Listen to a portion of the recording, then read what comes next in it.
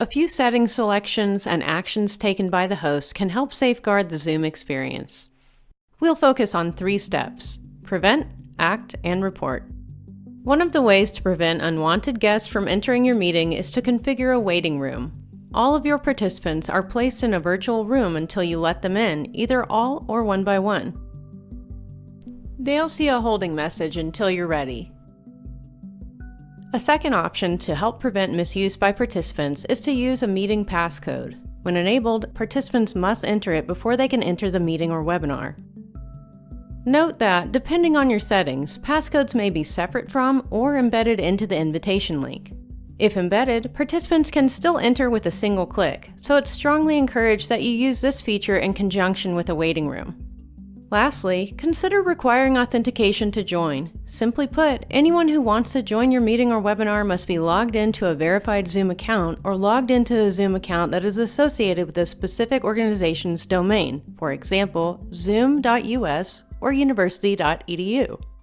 Hosts can use all of these options at the same time to help safeguard their meeting or webinar experience. From your Zoom web portal, navigate to the primary menu on the left and click Meetings, then Schedule a Meeting in the top right corner. Among many scheduling options, about midway down on the page are checkboxes for waiting room, passcode, and authentication.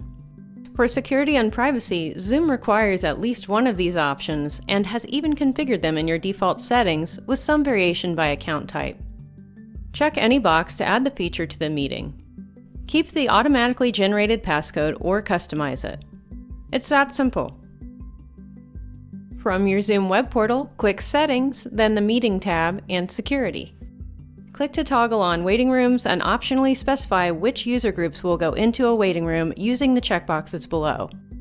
Next, click to require a passcode when scheduling new meetings. There are several additional passcode options here, including the ability to embed them in the meeting invite link or require them for webinars, and more. Lastly, toggle on Only authenticated users can join meetings and optionally specify a domain by clicking Edit next to the Sign in to Zoom within a specified domain section. If you've enabled a waiting room, passcode, and authentication, congrats! You've taken great steps to help secure your session. But for the unpredictable moments, Zoom's got your back with several in-meeting options. In the main meeting toolbar, click the shield icon. This menu is only shown to the meeting host and co-host. There's a lot you can do here, but make note of a few essential options. Lock the meeting with a single click so that no one else can join. Or remove a participant. They can't rejoin unless Allow removed participants to rejoin is enabled in your personal meeting settings within the web portal. Should the need arise, click Suspend all participant activities to simultaneously mute everyone, stop video and screen sharing, hide profile pictures, disable chat and Zoom apps, and lock the meeting. Finally, users have the ability to report inappropriate behavior to Zoom's Trust and Security team. Zoom takes abusive behavior on its platform seriously and will evaluate misuse to take appropriate action. Do this during a meeting by clicking the smaller shield in the upper left corner of the main meeting window and then clicking Report. The host is able to select which participants they would like to report, include any written details, and add attachments.